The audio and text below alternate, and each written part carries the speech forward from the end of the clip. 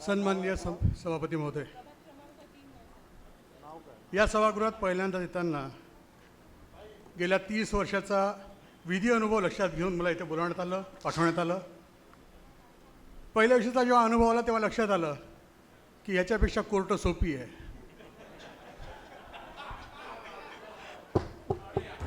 जेवढं प्रेशर आजपर्यंत कधीही कोर्टात आलं नाही तेवढं आजच्या सभागृहामध्ये आलं, कारण प्रश्नही तेवढे मोठे आहेत. कोर्टामध्ये फक्त एका क्लायंटला सांभाळायचं असते, आणि इथे जेव्हा आलो तेव्हा शहराची जबाबदारी घेऊन आलो आहे. त्यामुळे प्रत्येक शब्द जो बोलेल तो एक शहराचा सुजाण नागरिक, एक विधितज्ञ आणि शहराबद्दल चांगला विचार करणारा माणूस या दृष्टीने बोलण्याचा प्रयत्न करेल. आजचा जो विषय आहे, गेले 4 वर्ष पूर्ण शहर ज्या त्रासगीतून गेलं, त्यामध्ये तुम्ही आहे, मी आहे, प्रत्येक नागरिक आहे. 4 वर्ष कोणाला काही सहन होत नव्हतं, आणि त्यानंतर जेव्हा शहरातल्या लोकांनी ह्या लोकांना निवडून या ठिकाणी पाठवलं, तर सगळ्यात मोठा कळीचा मुद्दा कुठला की पूर्ण शहर ज्यासाठी ओरडतं आहे.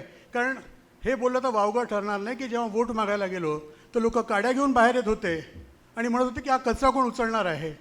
हे जेव्हा अनुभव लोकांना आले तेव्हा निवडूनंतर सगळ्यात मोठा मुद्दा होता की एक शहर स्वच्छ कसं होईल.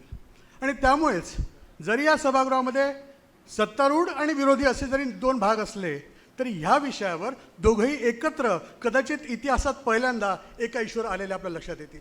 सगळेजण एक मुद्दा घेऊन समोर आले आहेत प्रशासनाच्या विरुद्ध की सर हा मुद्दा आहे, 4 वर्षापासून आम्ही याच्यात मरतोय, यातनं आम्हाला सोल्युशन पाहिजे, शहराला सोल्युशन पाहिजे, त्याशिवाय आम्ही शहराला चेहरा दाखवू शकत नाही, ही जेव्हा आमची भावना आहे.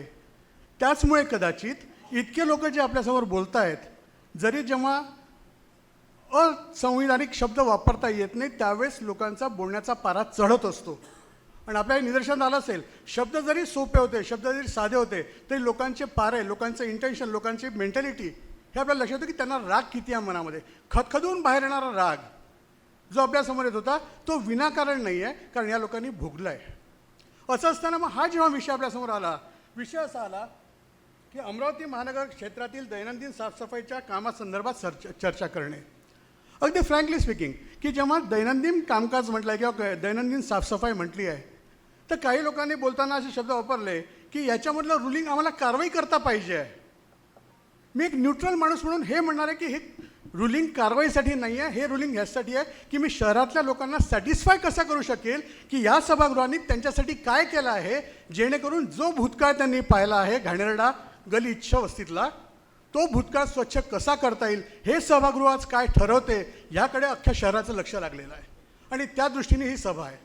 तर मग ही सभा घेत असताना अर्लियर इश्यूज काय होते, कारण हा जर इश्यू आपल्याला पाहायचा असेल तर 2 ॲस्पेक्ट्स येतात.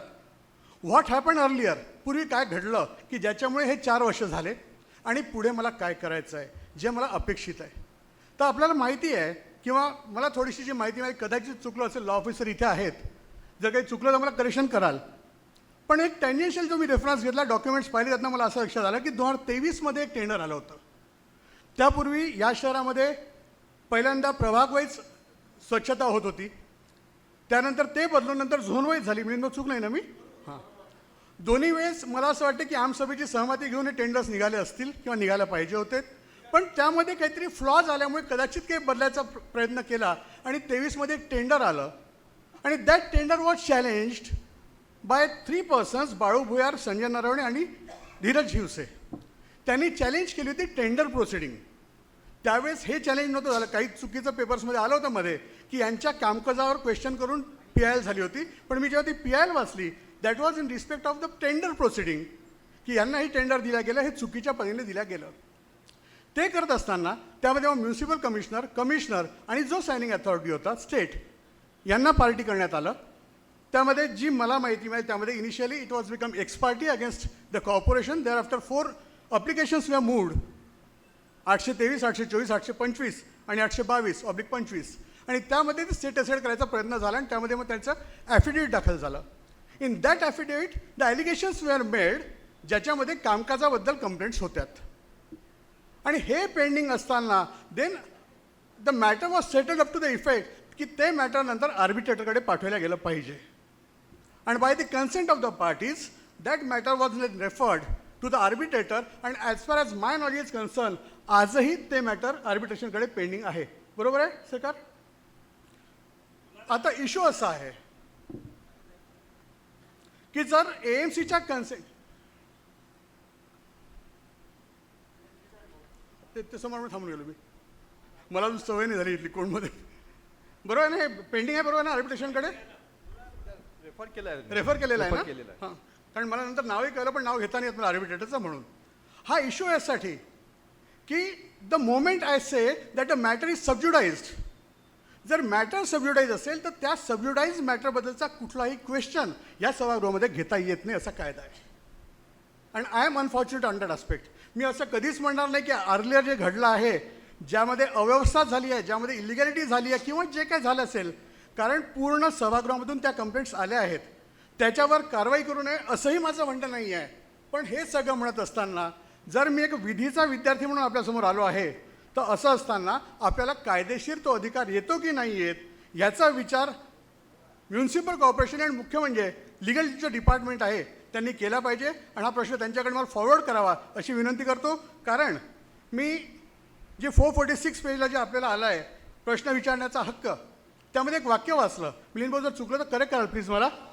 हां, पुढील शर्तीच्या आधी राहून पालिका सदस्यास अधिनियमाची अंमलबजावणी किंवा शहराचे नगरपालिका शासन यासंबंधी किंवा त्याच्याशी संबंधित असलेले कोणतेही प्रश्न विचारता येतील. प्रश्न विनिर्दिष्ट करणारी 7 पूर्ण दिवसांची लेखी नोटीस वगैरे वगैरे त्यांनी लिहिलं आहे.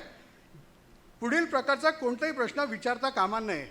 दिस इज ऑफ सभागृह, जो प्रत्यक्षपणे किंवा अप्रत्यक्षपणे भारताच्या प्रदेशातील कोणत्याही भागातील कोणत्याही न्यायालयात किंवा कोणत्याही न्यायाधिकरणासमोर प्रलंबित असलेला कोणताही वाद किंवा कारवाई यासंबंधी किंवा त्याच्याशी संबंधित असेल असा कुठलाही प्रश्न. जर मी क्लॉज वाचला तर this is my unfortunate state of mind की जरी मला तक्रारी असल्या की यांनी इलिगल केलं की लिगल केलं, तरीसुद्धा त्याच्यावर प्रश्न विचारायचा अधिकार मला कायदा देतो का, हा सगळ्यात मोठा प्रश्न मला आहे. आणि हा प्रश्न मी उत्तरासहित अपेक्षित करतो की जे AMCचे लिगल डिपार्टमेंट आहे त्यांनी याच्यावर आम्हाला उत्तर द्यावं. जर ते पॉसिबल असेल तर तो प्रश्न पुन्हा आपण घेऊन त्याच्यावर काय कारवाई करता येईल याचा आपण विचार करू शकू. हा झाला part 1 of the clause. Second clause जो अतिशय महत्त्वाचा आहे आणि त्याच्यावर बऱ्याच कॉमेंट्स झाल्यात,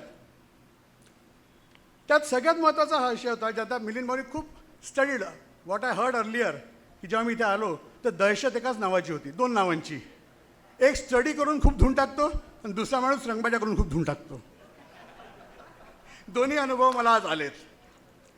पण स्टडीड असला की बोलायला मजा येते, ऐकायला मजा येते. वृद्धी नॉलेजमध्ये बरीच वृद्धी होते. ते करत असताना विषय असे आले की ज्यावेळेस हे PIL दाखल होती, at that point of time municipal corporation अमरावतीने एक स्टेटमेंट केलं होतं हायकोर्टासमोर की बा हे जरी पेंडिंग असलं तरी we have already started the tender proceedings. ती टेंडर प्रोसिडिंग सुरू करायची की नाही याबद्दल तिथे आर्ग्युमेंट झाल्यानंतर हायकोर्टाने त्यांना म्हटलं होतं की you start your proceeding, we are not going to give any stay to your tender proceeding. आणि त्या टेंडर प्रोसिडिंगच्या आधाराने टेंडर प्रोसिडिंग सुरू केलं. ते करत असताना त्यावेळेस एकूण 5 झोनमध्ये 3 जणं कॉन्ट्रॅक्टमध्ये होते.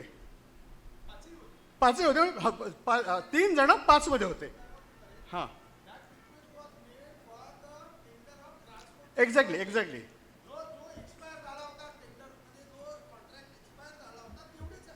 तेवढी परमिशन मागितली होती, पण त्यांनी म्हटलं की you are not be stop from anything, you continue your work, असं त्यांनी स्टेटमेंट केलं. संपलेला होता त्यावेळेस तो. मग त्यानंतर 5 पैकी 3 झोनवाल्यांनी वर्क लेट आउट केलं, त्यांनी रिझाईन केलं. As on date there are only 2 zones ज्यामध्ये काम चालू होतं. As far as my knowledge is concern त्यांनी सुद्धा पिटिशन दाखल केले आणि writ petition is still pending. ही आज लिगल पोझिशन आहे. मग असं असताना द क्वेश्चन इज दॅट की हा जो नवीन कॉन्ट्रॅक्ट झाला आहे दॅट इज, त्याचं नाव काय लागतं मॅडम सर, कोणार्क. बरोबर.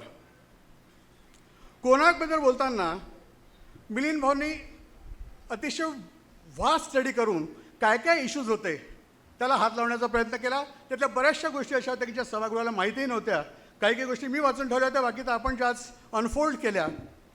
ते केल्यानंतर एक लक्षात येऊ शकतं की द टेंडर प्रोसिडिंग त्याला पण इलिगल म्हणायचं की there was a procedural flaw. This is a question in my mind as an advocate. I am not saying that I am sure, but there is certainly a question in my mind कि whether it is illegal tender और whether it is a procedural flaw in the tender. कारण त्यावेळेस फक्त प्रशासन बसलं होतं आणि general body नव्हती. त्यामुळे जनरल बॉडीची जे इंटरप्रिटेशन असतं, interpretation of a standing committee, interpretation of a general body, that differs in this two situations. त्याच्यामुळे तर त्यावेळेस असं मला वाचण्यात आलं आहे की प्रशासक जो असतो त्याला स्टँडिंग कमिटी म्हणून बसावं लागतं, नंतर अधिकार असतात आणि तो सही करतो, नंतर जनरल बॉडी म्हणूनही त्यांना अधिकार घेऊन ते सही करावं लागतं आणि formalities are to be completed. Exactly. म्हणून मी शब्द काय वापरला की it appears to be a procedural flaw, it is not a illegality as per as my knowledge is concern, तर माय व्ह्यू इज कन्सर्न. जर असं असेल आणि जो आपण शब्द वापरला की in such situation that tender needs to be cancelled, तर मला असं वाटतं की अमरावती शहरावर हा सगळ्यात मोठा अन्याय होईल. का बरं मी म्हणतोय हे की 4 वर्षाचे माणूस तडफडून राहिलं, अमरावती शहरमध्ये तडफडून राहिलं, माझ्या घरासमोरची नाली साफ होत नाही असे सगळेजण मी म्हणून राहिलो. असं असताना पुन्हा 6 महिने जर मी पुन्हा फ्रेश टेंडर काढतो, पुन्हा रिकॉल करतो, पुन्हा लोक आणतो, मग कामाला सुरुवात करतो, at least it will take 6 months आणि 6 महिने आपल्याला कोणालाही वाली राहणार नाही. मग जर वाली राहणार नसेल आणि जर मला हा प्रोसिजरल फ्लॉ वाटतो आहे, तर अशावेळेस मग काय करता येईल. तर जो कॉन्ट्रॅक्ट केला आहे त्यांनी, तो कॉन्ट्रॅक्ट मी वाचला. काय करायला तिथे राहा समोर, तर जरा please explain.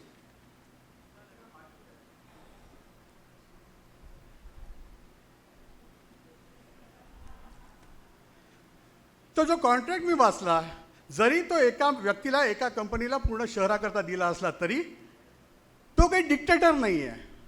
As per as contract is concern, त्यांनी म्हटलं की his work will be controlled by municipal corporation. त्यातले जे स्पेसिफिक क्लॉजेस आहेत, कारण काही काही गोष्टींचं असं आलं की यांनी माणसं लावले नाही आहेत, त्यांनी असं म्हटलं की यांनी मशिनरीज आणल्या नाही, डिप्लॉय केल्या नाही आहेत, किती गरज आहे ते केलेलं नाही आहे, तर हे त्याच्या मनाने चालणार आहे का.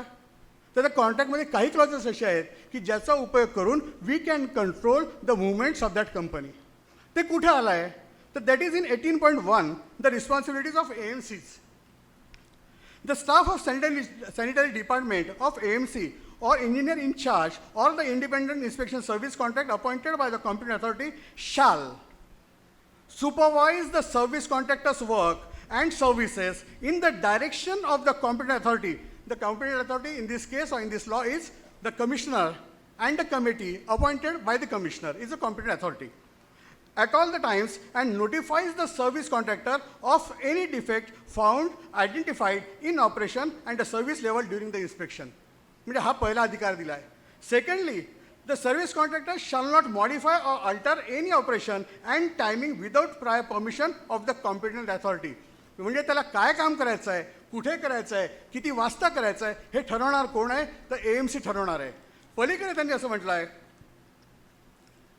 The service contractor shall employ skilled, disciplined and sincere labor in sufficient numbers for carrying out collection and transportation at the required rate of progress and the quality to ensure the workmanship of the degree specified in the contract for the timely fulfilling of the service of contractors obligations under the contract act.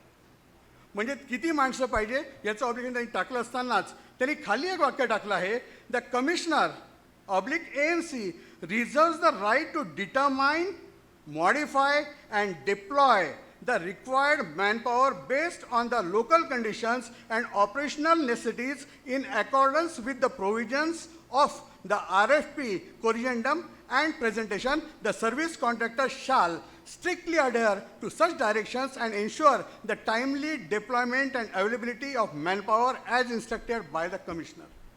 That does not mean की फक्त 40 लोक लावतो की 50 लावतो की 60 लावतो. दिस is 25.5. म्हणजे जर मला गरज आहे, जर मला गरज वाटते तिथली भौगोलिक स्थिती पाहून की मला माणसं वाढवायची आहेत, तर we can dictate the terms and he has to comply. त्याच्या मनाने तो चालणार नाही आहे, चालायचं आपल्या मनाने त्याला आहे. And this is a condition. काय ते वाचू आपण. त्यांनी इतकं क्लॉज आला आहे, ज्या तुम्ही त्याची चाललो ना मी थांब ना. म्हणून म्हटलं पहिले आपण म्हटलं होतं की फक्त आकडा फिक्स झाला आहे का, तर आकडा फिक्स करायचा त्याला अधिकार नाही आहे. आणि शेवटी एक क्लॉज अजून असा येत होता की 7 इयर्स की आजच मी त्याला 7 वर्षाकरता दिलं. Obviously the wording is wrong.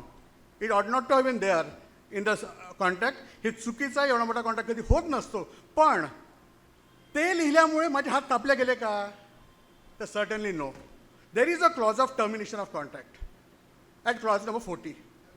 If we are not satisfied with the work, at any point of time, by issuing a notice of 7 days only, we can terminate that contract. म्हणजे आज त्याला मी contract दिला, मी तो माझ्या डोक्यावर बसणार आहे आणि 7 वर्ष इथून निघणार नाही आहे, अशातला कुठलाही क्लॉज नसतो, असंही कुठलंही कॉन्स्टिट्युशनल बर्डनही नसतं. तर that contract or that agreement is rather perfect up to that extent. मग क्वेश्चन काय आला? मग क्वेश्चन असा आला की आपण प्रिझम्पशन का करतोय? एक presumptive assessment of a thing is a wrong thing. आपण त्याला अनुभव घेतला पाहिजे, त्याला काम करू दिलं पाहिजे, मग आपण त्याला कॉन्ट्रॅक्ट कॅन्सल करायचं की कंटिन्यू करायचा, we can decide. On one fine day 3 नंबरवाल्यांनी सरेंडर केलं, तिथे कोण नाही भेटलं म्हणून याला म्हटलं जाण तू 3 नंबर झोनमध्ये काम सुरू कर. त्यावेळेस त्याचीही तयारी होती की नाही त्यालाही माहीत नाही आपल्यालाही माहीत नाही. बट ॲडजस्टिंग सम आर्टिकल्स तरी 3 नंबर झोनला काम सुरू केलं आहे आणि उद्यापासून आपण त्याला वेळ दिलेला आहे. And now this is the right time. ज्यावेळेस आपण त्याचं काम कसं आहे पाहू, तो काम व्यवस्थित करतो आहे की नाही पाहू, आणि मग त्याच्याबद्दल आपण कंप्लेंट्स करायच्या की नाही हे ठरवू शकू. मग हे करत असताना आपल्या ॲग्रीमेंटमध्ये काही फ्लॉज आहेत जे की प्रत्येकाने सांगितले की पहिल्या ॲग्रीमेंटमध्ये तसं होतं, जसं फॉगिंगबद्दल आलं, पावडर्सबद्दल आलं, काही ट्रान्सपोर्टेशन्सबद्दल आलं, गाड्यांच्या नंबर्सबद्दल आलं, हे फ्लॉज आहेत. मग जर हे फ्लॉज आहेत तर हे कसे क्युअर करता येतील? तर I can suggest, instead of recalling the tender, we can call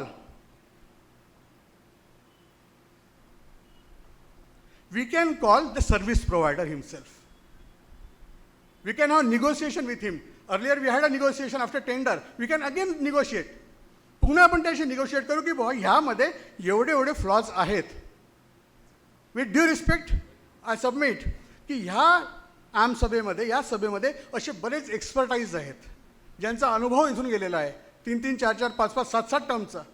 त्यांची एक कमिटी फॉर्म करा, त्यांच्याकडनं याचे डिटेल्स घ्या की यामध्ये काय काय फ्लॉ आहेत. ते फ्लॉजचं एक लिस्टिंग करू, त्यानंतर सर्व्हिस प्रोव्हायडरला बोलवू. And considering the nature of the contract, I say we can insist him to comply with the same, considering the work.